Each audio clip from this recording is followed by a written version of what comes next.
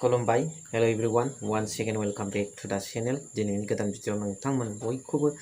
गोसो गोथारै बरायहरबाय लोगोसे आसा खालामो इसोरनाव नोंथां बयबो मोजां दं स' दिनैहाय मोनसे इम्पोर्टेन्ट टपिक सावरायगोन बेनि उनावहाय आं मोनसे बिपिएफनि जयनिं सेरेमनियाव थांदोंमोन बेयाव श्रीजुत हाग्रामा महिलारि बुंनाय बिराद इम्पोर्टेन्ट खोथा बुंनाय आरो इम्पोर्टेन्टबो इन्ट्रेस्टिंबो मिनिथावबो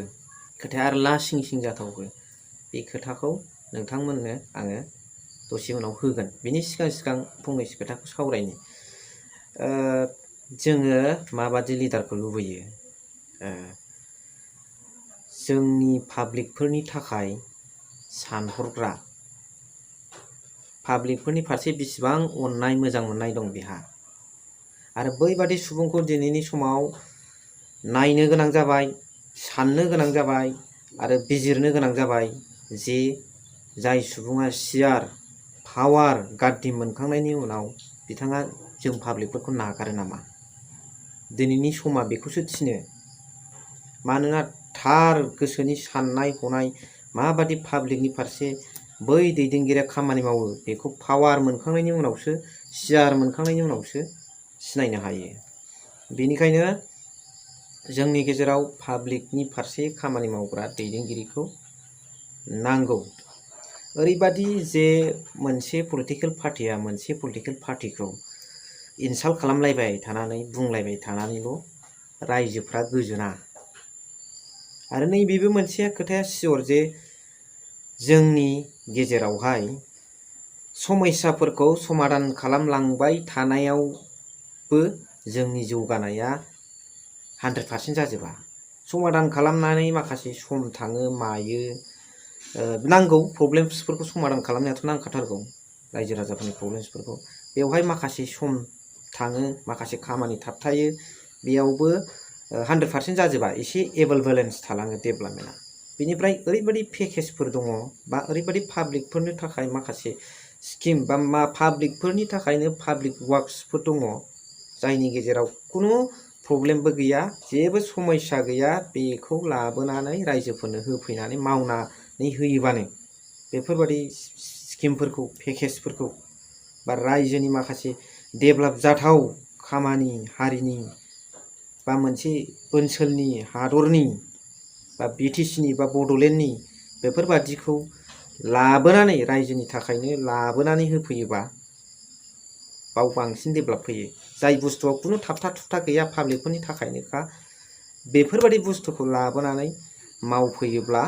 मावना होयोब्ला लिडारफ्रा दिरुनना होयोब्ला पाब्लिकफोरनि थाखाय जौगानाया थाब जायो आरो स्पिडआव खारो एटा पलिटिकल पार्टी बिरोधी इनसाल्ट कराथ' कमन कथा राजनीतिआव आरो मुकट मिठा कथाथ' हयथ' राजनीतिक मुख सल'आथ' वान अफ द मोस्ट इम्पर्टेन्ट पार्ट अफ द पलिटिकल सिस्टेम बे खुगाजों बुंनाय खोथाफ्रा राजनीतिनि मोनसे पार्ट आरो नैबे पार्टिनाव बुंनो हायो बै पार्टिनाव बुंनो हायो बेफोर इसिबां मेटार नङा खिन्थु दिनै रायजोफोरनि फारसे खुगा होफ्लानानै माबादि मावनो हायो बेसो खोथाया बेनिखायनो आजिर दिनत हयथ' पाब्लिকৰ प्रति মৰম কৰা অনুভৱ কৰা লিডাৰটো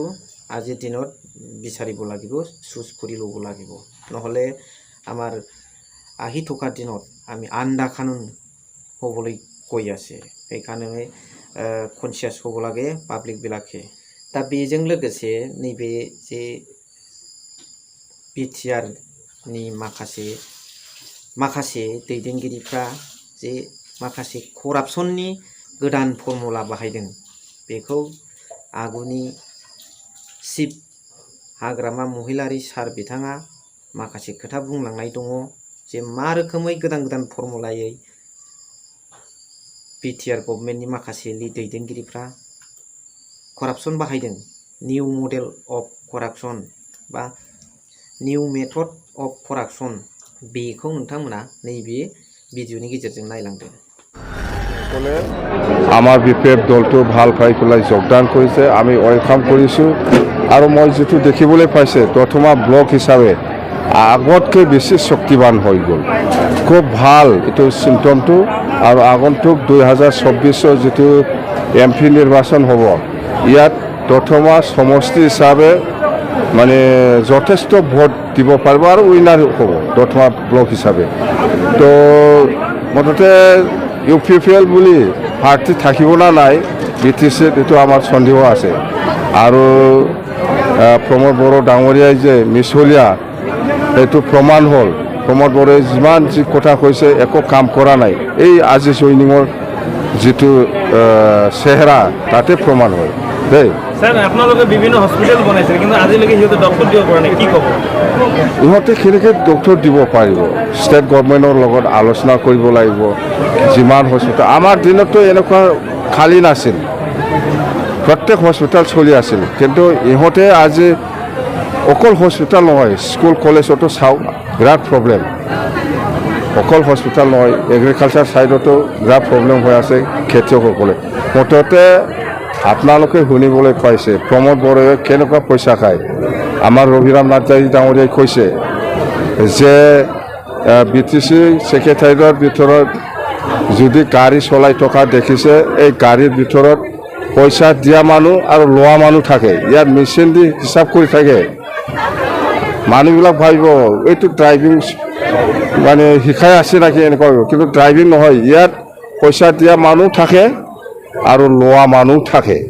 প্ৰমোদ বড়োকে পইচা দিয়া মানুহ এই গাড়ীৰ ভিতৰতে আছে আৰু নিয়া মানুহটো এই গাড়ীৰ ভিতৰতে আছে ইয়াতে মেচিন দি হিচাপ কৰে আৰু একটাতো পইচাটো কেনেকৈ খায় আপোনালোকক মই জনাইছোঁ প্ৰমীলা ৰাণী ব্ৰহ্ম বাইদেৱে 50 লাখ টকাৰ ঘৰ বনাইছিল এই বৰাগাড়ী উপেন্দ্ৰনাথ ব্ৰহ্ম ডাঙৰীয়াৰ বডফা উপেন্দ্ৰনাথ ব্ৰহ্মৰ পৰিয়ালৰ তাতে 50 লাখ টকা ঘৰ বনাইছে 1 বছৰ না 2 বছৰ পিছতে 2 কোটি টকাৰ ৰিপেয়াৰিং কৰি পেলাই খাইছে কেনেকৈ হয় উল্টা ঘৰটো বনাইছে 50 লাখৰ ৰিপেয়াৰিং কৰিছে 2 কোটি টকাৰ প্ৰমোদ বড়োৱে এনেকৈ পইচা খায় দেই থ্যাংক ইউ भिडिअ'आ जोबोद मोजां ससेब्लाबो नोंथांमोना इम्परटेन्ट खोथा मिथिनो मोनबाय फर्मार चिफ अफ BTC श्रीजुत हाग्रामा महिलारि सारनिफ्राय दा नोंथांमोना बुजिनानै लादो बेनिफ्राय कमेन्ट खालामहरदो नोंथांमोना गोसोआव मा सानदों थांनो ओंखारबायमोन अखा हाथेदों गायनायखाय नार्जारी सारा लाखिगासिनो एसेखिनियावनो नोंथांमोननिसिम रोजा रोजा साबायखरखौ बावहरबाय थेंक इउ फर वाचिं लाभ इउ